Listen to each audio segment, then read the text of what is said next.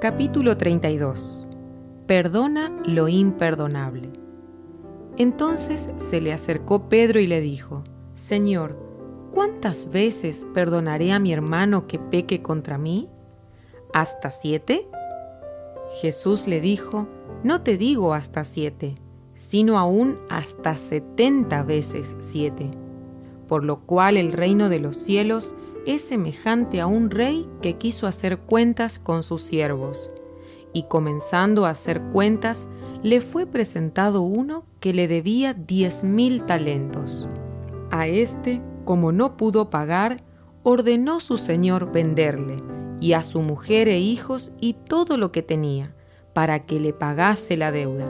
Entonces aquel siervo postrado le suplicaba diciendo: Señor, ten paciencia conmigo, y yo te lo pagaré todo. El señor de aquel siervo, movido a misericordia, le soltó y le perdonó la deuda. Pero saliendo aquel siervo, halló a uno de sus consiervos, que le debía 100 denarios, y haciendo de él, le ahogaba diciendo: Págame lo que me debes. Entonces su consiervo, postrándose a sus pies, le rogaba diciendo: Ten paciencia conmigo, y te lo pagaré todo. Mas él no quiso, sino fue y le echó en la cárcel hasta que pagase la deuda. Viendo sus consiervos lo que pasaba, se entristecieron mucho, y fueron y refirieron a su señor todo lo que había pasado. Entonces, llamándole su señor, le dijo: Siervo malvado, toda aquella deuda te perdoné porque me rogaste. ¿No debías tú tener misericordia de tu consiervo, como yo tuve misericordia de ti? Entonces su señor, enojado, lo entregó a los verdugos hasta que pagase todo lo que debía. Así también mi Padre Celestial hará con vosotros, si no perdonáis de todo corazón a cada uno a su hermano sus ofensas. Mateo 18, 21 al 35. Nuestro Dios perdona cabal, total, incondicional y eternamente. Es más, nunca retira ese perdón. Este don lo otorga porque Él quiere hacerlo. Todos llevamos heridas profundas. Piensa en alguien que te hirió o defraudó. Todos somos lastimados y también lastimamos. A esas heridas profundas, a la necesidad de perdonar y sentirse perdonado, solo las resuelve la gracia infinita de Dios. En el pasaje leído anteriormente, Jesús revela verdades que pueden liberarte de la prisión interior que implica la falta de perdón. En la parábola tenemos un rey, 2 esclavos y 2 deudas. El primer esclavo tiene una deuda con el rey de 10,000 talentos, es decir, le debe una fortuna. El segundo esclavo, a su vez, le debe 100 denarios al primer esclavo. Esto equivaldría a una ínfima suma en comparación con la deuda anterior.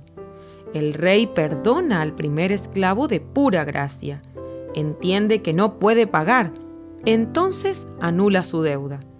Pero el primer esclavo no obra de la misma manera, sino que exige el pago de una ínfima suma al segundo esclavo. El rey se entera de este tremendo egoísmo y revoca el perdón al primer esclavo. Conclusión: todos terminan en la cárcel, excepto el rey. 10,000 talentos equivalen a más de $20 millones hoy en día. Esto es lo que el primer esclavo debía al rey. 200 denarios equivaldrían a solamente $20. Es decir, que lo que el segundo esclavo debía al primero era prácticamente nada. Surgen algunas preguntas. 1. ¿Por qué el rey perdonó al primer esclavo toda la deuda cuando éste solo le pedía que le extendiera el plazo del pagaré? El siervo quería pagar, únicamente pedía que el rey le concediera más tiempo. 2. ¿Por qué el siervo que fue beneficiado con un perdón de $20 millones al salir toma del cuello a uno de sus deudores y lo pone en la cárcel cuando éste solo le debe $20? 3. ¿Por qué el rey toma participación en este enredo? ¿Y por qué no suelta de la cárcel al segundo esclavo? El rey mete al primer esclavo en la cárcel, pero no saca al segundo esclavo de allí. ¿Por qué? Porque el único que puede sacar a alguien de la cárcel es aquel que lo puso allí. Existen muchas personas en la cárcel que tú has colocado y que nadie podrá sacarlas, a menos que lo hagas tú mismo. Solo tú puedes ir y decirle a esa persona: te perdono, sal de la cárcel. Cuando tú saques de la cárcel a quienes te hirieron, tú mismo saldrás de la tuya. Cuando uno toma la ofensa y la rodea de la gracia del perdón, la ofensa se convierte en un decreto de liberación personal. El versículo 34 dice que el rey metió al primer esclavo en la cárcel hasta que pagara su deuda.